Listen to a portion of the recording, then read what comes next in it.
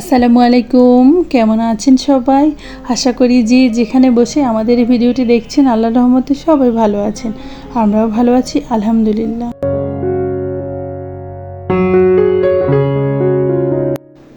তো ভিডিও শুরুটা করেছিলাম আমার এই যে এক টুকরো প্রশান্তি যাকে বলে, ছোট্ট একটা বারান্দা, সেখানে কয়েকটা গাছ লাগিয়েছি।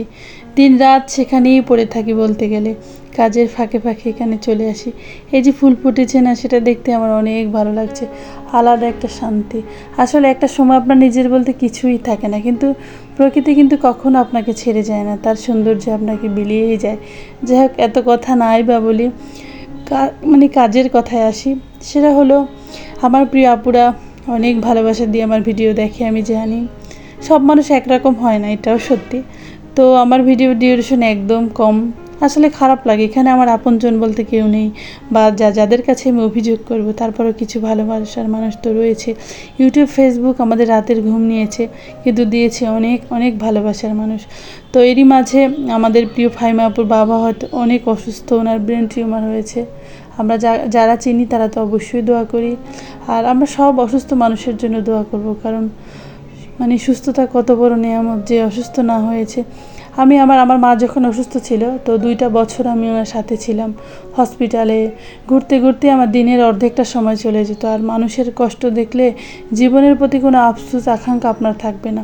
এত মৃত্যু, নিচতলা থেকে 7তলা পর্যন্ত ওঠার মাঝে কয়েকটা যে সিঁড়ির সামনে, অ্যাম্বুলেন্স থেকে নামানোর সময়, উপরে ওঠাতে মুহূর্তে মুহূর্তে মানুষ মারা যাচ্ছে, কষ্ট পাচ্ছে, ওটা দেখলে জীবনের প্রতি আসলেই কোনো আফসোস থাকে না। এর জন্য না আমার কোনো কিছুর শখ ইচ্ছা কিচ্ছু নেই।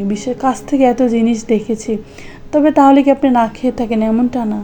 আমি মানুষ, আমারও সন্তান, সংসার, স্বামী আছে, সব কিছু সামলেই কিন্তু আমার বাঁচতে হয়। তো এজন্য কিন্তু আমি বুঝি মানুষের কষ্ট। বাবা মা অসুস্থ হলে আর একটা মেয়ের জন্য এটা কতটা যে কষ্টের। সব মেয়ে চাইলেই বাবা মাকে সাহায্য করতে পারে না। কেউ সময় দিয়ে, কেউ অর্থ দিয়ে, অনেকে অনেকভাবে করে, আবার কেউ কোনোভাবেই করতে পারে না।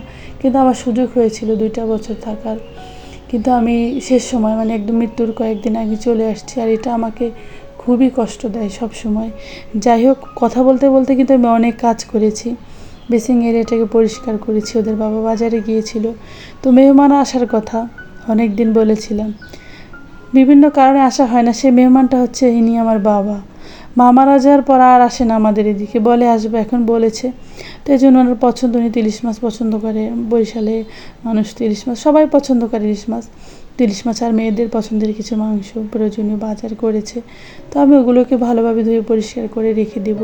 আর সাথে কিছু সবজি, এই যে ফলও নিয়ে আসছে, তো এগুলোকে একটু ধুয়ে নেব। কারণ অনেক সময় দেখা যায় পচা সবজি যদি থাকে সবজির ঝুড়ির ভিতরে, তো ওটার থেকে একটাই লেগে গেলে সেটা নষ্ট হয়ে যায়। ধুয়ে একটু বাতাসে শুকিয়ে ভালোভাবে রেখে দিলে কিছুটা দিন থেকে যাবে।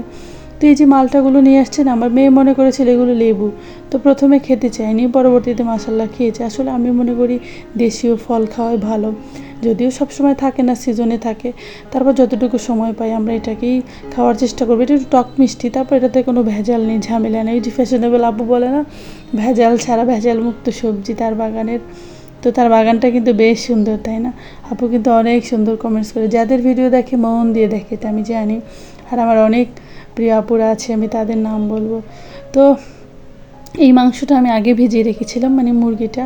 তো ইদানিং কী জানি হয়েছে, হাতে মাখিয়ে না রান্না করলে আমার ভালো লাগে না। আসলে আমি অনেক কথা বলি, তাই না? কি করব, বক বক বক বক করি সারাদিন। বাসাতে তো কেউ থাকে না, আশেপাশে মানুষ ওভাবে আসে না। তো আপনাদের সাথেই না হয় করি। তো বক বক করতে করতে কিন্তু আমার রান্নাও হয়ে গিয়েছে প্রায়। তো আমি মুরগিটাকে রান্না করেছি ডাল। তো পরবর্তীতে আমি না, আমার হাজব্যান্ড আবার নামাজ পড়ে এসে সে কাঁচা কলা দিয়ে ইলিশ মাছ রান্না করেছিল। আর আমি কিন্তু পটল কেটে রেখেছিলাম, তো ওটাকে ভাজি করতে পারিনি, রেখে দিয়েছি, সকালে ভাজি করব। তো এই যে আমার মাংস রান্না হয়ে গিয়েছে। তো আমার কাজের যে মূল হোতা, যিনি আমাকে কাজে বাধাগ্রস্ত করে, যে দেখতে পাচ্ছেন নামাজ পড়তে আসলে সে যায় না, আমাদের শুয়ে রয়েছে, এটা আমার একটা কাজের অংশ, তাই আমি সময় মতো কোনো কাজ করতে পারি না। তো এ পর্যন্ত যারাই ভিডিওর সঙ্গে এসেছেন সবাইকে অসংখ্য ধন্যবাদ। আর যারা এখন পর্যন্ত আমার সঙ্গে আছেন শুরু থেকে, তাদের সবাইকে অসংখ্য অসংখ্য ধন্যবাদ। আর অনেক ভালোবাসা, অনেক দোয়া। আল্লাহ জানি সবাইকে ভালোভাবে স্বামী, সংসার, সন্তান নিয়ে বাঁচার তৌফিক দান করে। তো রান্না করতে করতে ভিডিও শেষ করে ফেললাম, আর আজ এখান থেকেই বিদায় নেব। সবাই ভালো থাকবেন, সুস্থ থাকবেন। আল্লাহ হাফেজ, আসসালামু আলাইকুম।